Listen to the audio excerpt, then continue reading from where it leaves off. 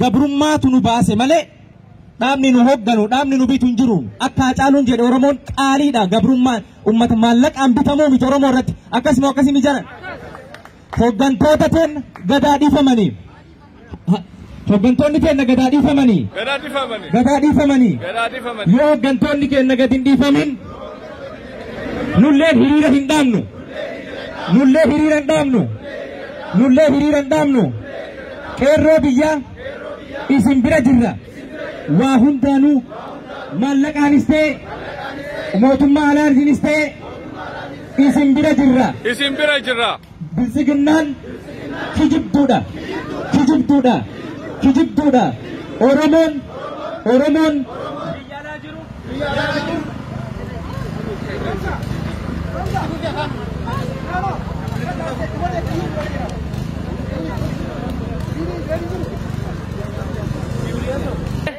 maqaan nu kennamu nurraa dhaabatuu qaba.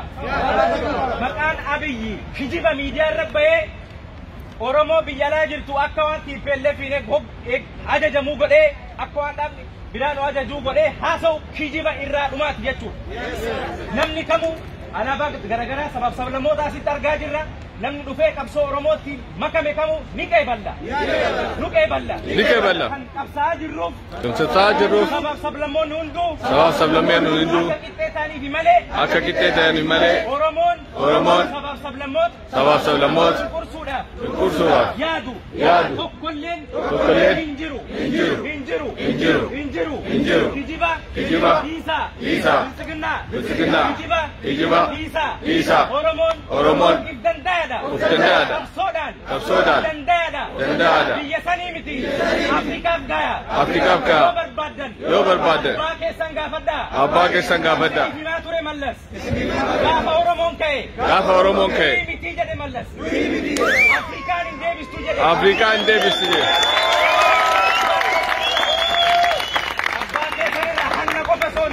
Abbaa keessanirraa hanna qofa osoo hin taane waan inni si dhaabellee Budadda irraa baradda Nuhaqaaf falmanna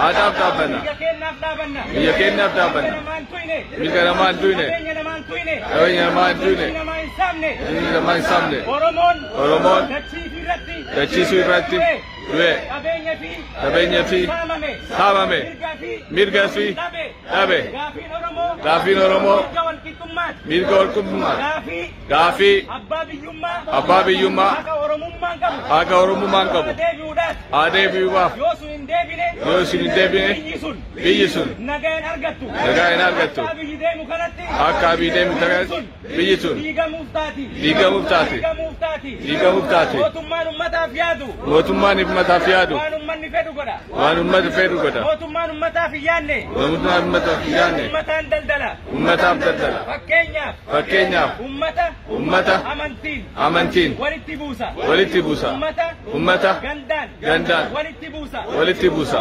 kuni gocha maafiyaati mootummaan ummataaf yaadu rakkinni yoo jiraate iyyuu ukkaamsee akka sabni walitti hin buune ummata walitti fida kanaaf gocha Abiy godhu gocha biyya diiguuti akka amma arginu kanatti Abiy biyya diiga Abiy must go Abiy must go Abiy gadaadhiisu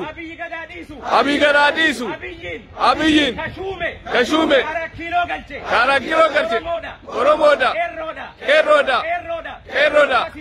kasi buusu Oromoodha kasi buusu sabaaf sablammiidha yoo miidiyaa irra teettee qabsoo feesbuukaa jettu sani nusitti kofallee matariyaasa kam qabattee bombii kam qabattee karaa kiiloo seente nu deebisuu dandeetta qeerroon goote kefi.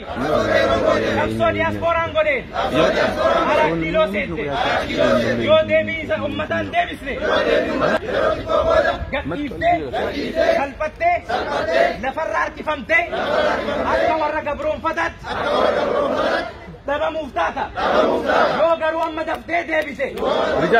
Yoo garuu uummataa daftee deebise. Shaasii xiqqoo seeratti dhiyaattee mana murtiitti dhiyaattee seeraan gaafatamtee hidhamuu yookaan akka manni murtii sitti murteessetti siree san argatta. Yoo san hin taane salphattee reeffi kee lafarra harkifamuuf ta'a. Oromoon Inya Oromoch Zaranya አይደለንም ዘረኛ ብንሆን አብይን እንደግፍ ነበር ኦሮሞ የሚቃወመው ቋኝን ነው ማንም ሆነ ማንም እኛ የሚሰጠን ስም ደራካ ማንም አያዘንም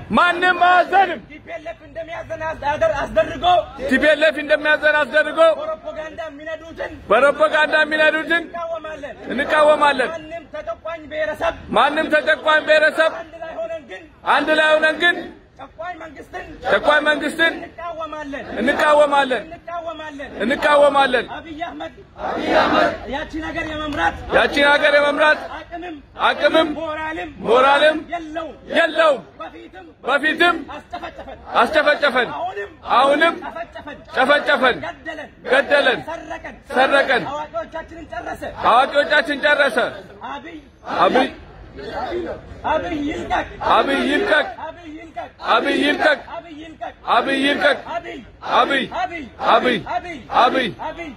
ሙራን አስረ በወራራ እንደራደሩ ሙራን አስረ በቀፎ አንተዳደሩ ሙራን ፍታና በእነሱ ተመራ ከነሱ ተማር